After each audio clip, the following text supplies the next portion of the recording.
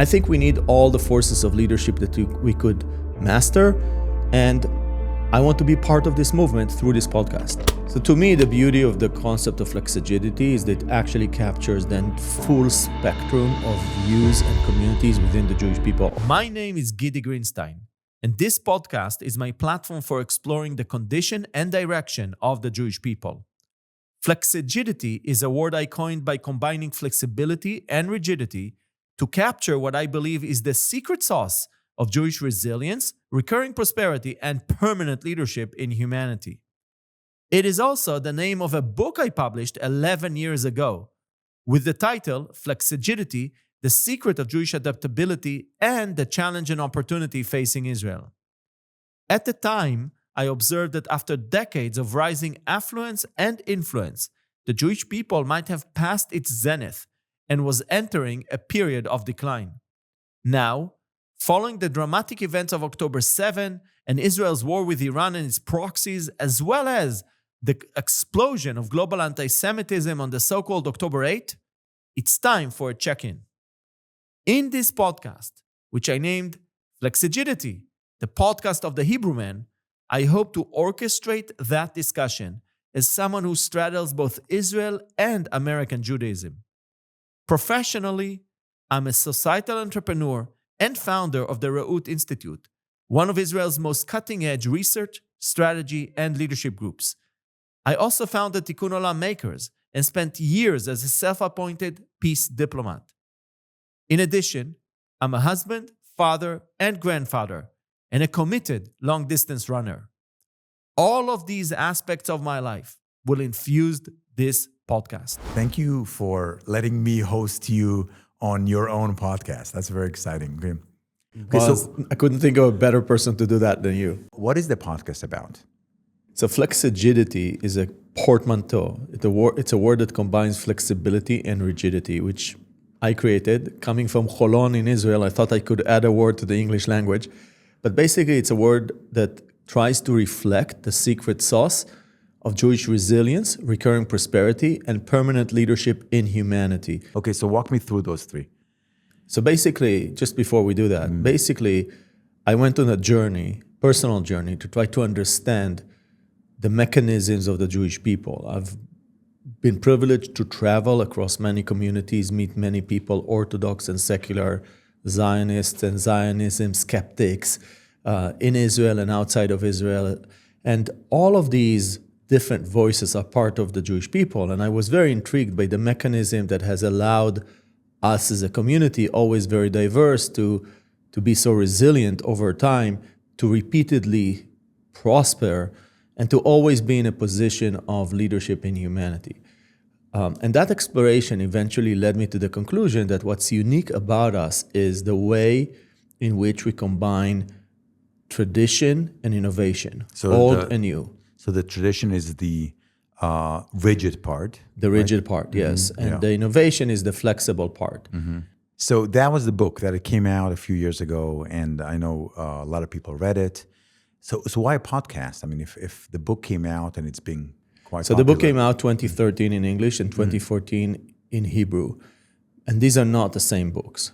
When you write about the Jewish people to English-speaking, mostly world Jewry readers, it's a totally different creation than if you write about Israel, Zionism, and the Jewish people to Israelis. And okay, so that came out 10 years ago. So it came out 10 years ago, and over the years, I've been speaking about it in many different places, but I've always found that the title, this concept, this notion of flexigidity is not just a name of a book. It's actually a framework, a very useful framework for thinking about the condition and direction of our community. And it has been repeatedly helpful for me, and as well and for others, to engage in deep strategic conversations about where we are going as a community, as a society, as a people. And in recent... And when you say we or community, are you talking about a particular sect of Judaism, or are you talking about all?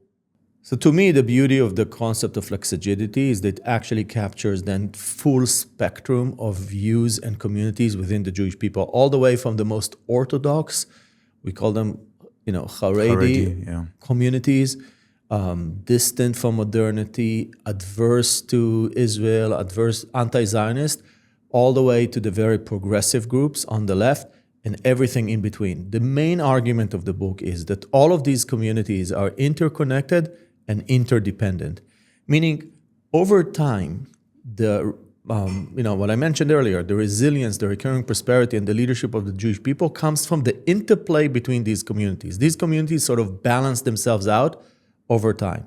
So if a new idea comes forward, usually from the progressive end of the Jewish people, it is immediately rejected by the Orthodox side. But over time, those ideas that prove to serve the well-being and the resilience and the security of the community become custom, and then over time, they also become law. So that's how the Jewish people is not stagnant, but it also doesn't change too fast. So we are optimizing the pace of adaptation, which is really the secret sauce of our unique performance in human history. Yeah. Okay. So the podcast is not just an audiobook of the book, right? You have in the last 11 years developed an idea, and now you're coming up with a podcast. So why a podcast? So the podcast is actually my opportunity to engage with people who are the frontiers of the leadership of our community. What I believe, one of the key observations of the book is that the architecture of the Jewish people is, as we are basically a flat network of communities. No, we don't have a pope. There's no prime minister. There's no president. Nobody is really in charge. And even, when the prime minister of Israel, different prime ministers of Israel thought that they are the leader of the Jewish people, well, they're not. So the Jewish people evolves through competition among different leaders and centers of leadership over time. It's actually a beautiful platform for people to come forward with their ideas and to work to effectuate these ideas. And because I believe we are in a moment of inflection in our history as a people and also for the state of Israel, this is the time for different individuals to step forward with their ideas in their communities, for American Jewry, for world Jewry, also for Israel. And I hope that this podcast will actually engage individuals in positions of authority, leadership, and influence in the Jewish people. So you're agnostic to the. I mean, I know you have a very tailored or specific choices of who you're going to have on the podcast, but are you agnostic to the kind of Jews they are? Is the idea to hear different ideas on the same podcast with this notion that you're developing? So, of course, I have my own views, and I've been vocal and public about it. But I also understand that over time, the Jewish people evolves and our community evolves through the interplay between different ideas. So this podcast should be a feed into the thinking and work of many individuals around our community who are committed to its long-term well-being and security. And that's basically my goal. My goal is to have conversations with people who've put themselves on the line. They have a vision, they have a mission, they have a purpose, they have a strategy. They know what is unique about them, which is what they bring to the table. And they are deploying all these assets for the benefit of the community. And again, because I believe it's an inflection point, I think we need all the forces of leadership that we could master.